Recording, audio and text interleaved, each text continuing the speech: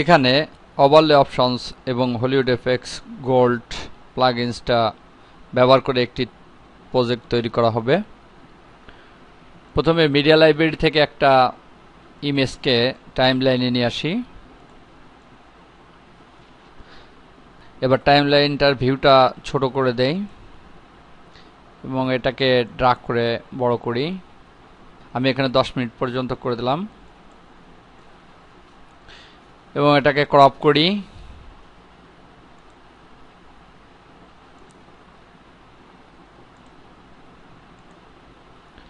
এবার এটাকে সাজাই ভিডিও বিতে দিয়ে।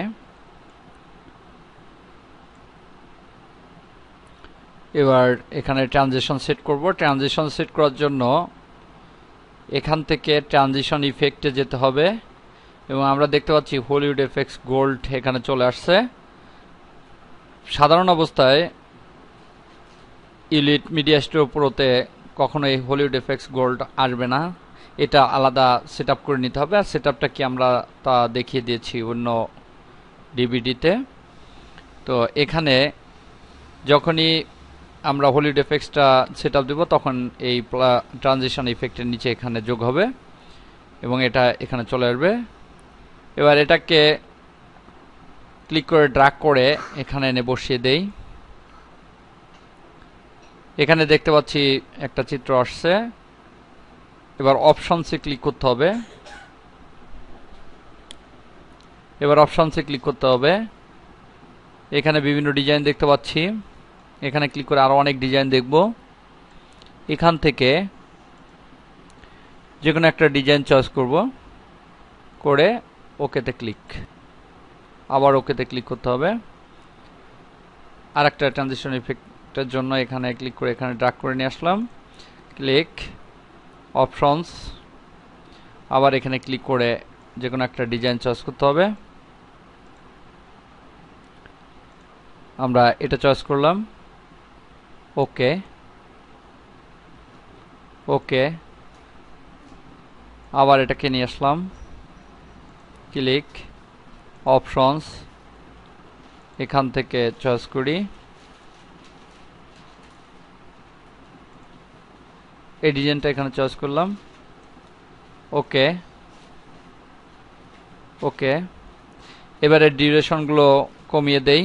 রাইট ক্লিক করে ডিউরেশন, এখানে দেখতে পাচ্ছি 24 সেকেন্ড আছে, কিন্তু আমরা 3 বা 4 সেকেন্ড এখানে ব্যবহার করব। আমি এখানে 3 সেকেন্ড নিলাম, ওকে। এটাকে ক্লিক করে রাইট ক্লিক করে ডিউরেশন, এটাও 4 সেকেন্ড নিলাম, 0 ফ্রেম, ওকে। এখানেও ক্লিক করে রাইট ক্লিক করে ডিউরেশন 4, 0, ওকে। এবার এখানে ভিউটাকে একটু বড় করে নিয়ে যাতে আমরা ট্রানজিশনগুলো ঠিকভাবে বসাতে পারি।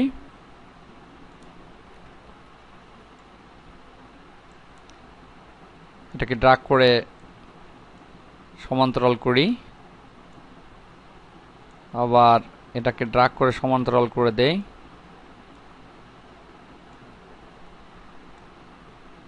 এটাকে ড্র্যাগ করে সমান্তরাল করে দেই। এভাবে হলিউড এফেক্টস গোলটা এখানে বসিয়ে দিই সবগুলা। আবার ভিউটাকে ছোট করে দেই। এবার এখানে একটি ইমেজকে ওভারলে করব। এখানে মিডিয়া লাইব্রেরিতে গেলে ইমেজগুলো চলে আসবে।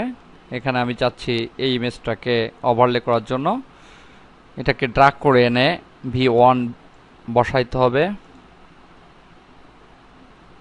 এবং এটাকে একদম শেষ পর্যন্ত দিতে পারি। যেহেতু আমি চাচ্ছি যে এটা সম্পূর্ণ ভিডিওটাই একটা কোণে বসে থাকুক, তাই এটাকে বড় করে দিলাম। এবার আমি এখান থেকে পিছনের যে নীল অংশটুকুন ব্যাকগ্রাউন্ডের, এটা বাদ দিয়ে দিব। এর জন্য এর উপরে রাইট ক্লিক করে ওভারলে অপশনসে ক্লিক করতে হবে। এবার কোন কালারটাকে বাদ দিতে চাই সেই কালারটা চয়েস করতে হবে।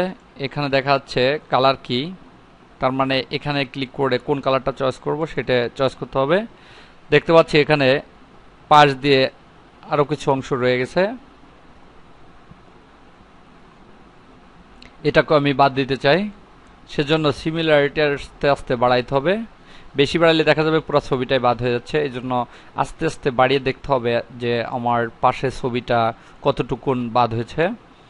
একটা পর্যায়ে যখন আমরা দেখব যে চারিপাশ দিয়ে ব্লু কালারটা চলে গেছে, বা যে কালারটাকে আমি বাদ দিতে চাই সেই কালারটা চলে গেছে, তখন ওকেতে ক্লিক করতে হবে। এখন সাধারণ অবস্থা মনে হবে পিছনের অংশটুকুন যায়নি, এই জন্য টাইমলাইনটাকে একটু ড্র্যাগ করে সরিয়ে দিতে হবে, তখন দেখা যাবে পিছনের অংশটুকুন চলে গেছে, কিন্তু এটা পুরো স্ক্রিন জুড়ে রয়েছে। এখন আমি চাচ্ছি এটাকে একটা কোণায় বসিয়ে রাখবো, সেজন্য এখান থেকে মুভিং পাতে ক্লিক করতে হবে যে কিভাবে ছবিটা থাকবে এখানে, বা ভিডিওর ক্ষেত্রেও একই। যদি কোনো ভিডিওকে আমি সেট করতে যাইতাম ওভারলেতে, তাও একই, কিভাবে ভিডিওটা আসবে বা থাকবে সেটা আমার সেট করতে হবে এখান থেকে। তো আমি এখানে বিভিন্ন স্টাইল দেখতে পাচ্ছি, কিন্তু আমি চাচ্ছি একটা কোণায় সে স্থির হয়ে থাকবে, সেজন্য এখানে সেরকমেরই একটা ডিজাইন চয়েস করতে হবে। এখানে দেখা যাচ্ছে যে এই ডিজাইনটা, বা যদি উপরে দিতে চাই এই ডিজাইনটা আমরা দেখতে পাচ্ছি। এটাকে ড্রাগ করে এনে ওর উপর ছেড়ে দিতে হবে, ওভারলের উপরে। এবার এখানে দেখতে পাচ্ছি যে হোয়াইট হাইট ছবিটা কতটুকুন হবে এখানে সেট করে দিতে হবে। তো যদি এখানে কিপ অ্যাসপেক্ট রেশিওটা ক্লিক করি, তো দেখা যাবে সে সমভাবে হোয়াইট যদি বাড়াই হাইটও সেই অনুপাতে বাড়তেছে, হোয়াইট যদি কমায় হাইটও সেই অনুপাতে কমতেছে, আবার হাইট যদি বাড়াই সেই অনুপাতে হোয়াইট বাড়বে, হাইট যদি কমাই সেই অনুপাতে হোয়াইট কমবে। এভাবে সমানুপাতটা সে ঠিক রাখবে যাতে ছবির শেপটা চেঞ্জ না হয়ে যায়, এই জন্য এখানে টিক চিহ্ন দিয়ে দেওয়া ভালো। এবার দেখা যাক, আমি এখানে যদি ছবিটাকে ছোট করতে চাই, এখানে যদি আমি 50 দিয়ে দিই, অটোমেটিক্যালি হাইটটাও কমে গেল এবং ছবির শেপটা ঠিকই রয়ে গেল, লম্বা বা চওড়া বেশি এরকম কোনো কিছু দেখা যাচ্ছে না। তো খেয়াল রাখতে হবে এখানে একটা ফার্স্টে একটা কি রয়েছে, আবার লাস্টে একটা কি রয়েছে। এখানে যদি আমি কমিয়ে দেই বা বাড়িয়ে দেই, তাহলে অবশ্যই শেষ প্রান্ত কমিয়ে বা বাড়িয়ে দিতে হবে, না হলে ছবিটা আস্তে আস্তে এভাবে ছোট থেকে বড় হতে হতে আসবে। এই জন্য এখানে কত 50 দেওয়া হয়েছে এবং শেষেও আমাকে 50 দিয়ে দিতে হবে। এবার দেখা যাবে ছবিটা ঠিক অবস্থায় রয়েছে, কিন্তু যদি আগের অবস্থায় থাকতো অবশ্যই ছবিটা বড় হয়ে যেত। এভাবে ছবিটাকে ছোট বড় করতে পারি এখান থেকে। আবার যদি চাই যে এক্স এর মান হবে, অর্থাৎ এক্স অক্ষটা এখানে একটা মান দিয়ে দেব 10, তার মানে এখান থেকে সে 10 ইউনিট এখানে পাশে রয়েছে। আবার যদি উপর থেকেও নিচের দিকে নামাতে চাই, হয়তো 10 নিচে নামাইতে চাইলাম, তাহলে এভাবে থাকবে। এখান থেকে এক্স এবং ওয়াই অক্ষের মানও সেট করে দেওয়া যায়, এভাবে সেট করে দিতে হবে, দিয়ে ওকেতে ক্লিক করতে হবে। এবার যদি টাইমলাইনের হেডিংটাকে মুভ করি, তাহলে দেখা যাবে ছবিটা ওখানে রয়ে গেছে। এখানে দেখতে পাচ্ছি ছবিটা মুভ করতেছে, কারণ আমি এই কিতে দিয়ে আসছি 10-10, কিন্তু যখন এই শেষের কিতে যাচ্ছে তখন 0-0 রয়ে গেছে, এই জন্য ছবিটা মুভ করতেছে। এই জন্য এখানেও ওখানে যে মান দেওয়া হয়েছে এখানেও সেই একই মান দিয়ে দিতে হবে, তাহলে ছবিটা মুভ করবে না। দিয়ে ওকেতে ক্লিক। এবার যদি টাইমলাইনটাকে সরাই, দেখা যাবে ছবিটা স্থির অবস্থায় রয়ে গেছে। এভাবে ওভারলেটাকে সেট করে দিতে পারি। এবার ভিডিও ফাইল তৈরি করার জন্য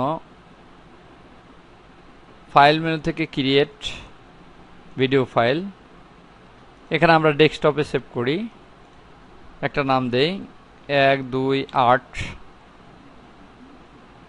সেভে ক্লিক করি। এবার দেখা যাবে ভিডিও ফাইল তৈরি হয়ে যাচ্ছে।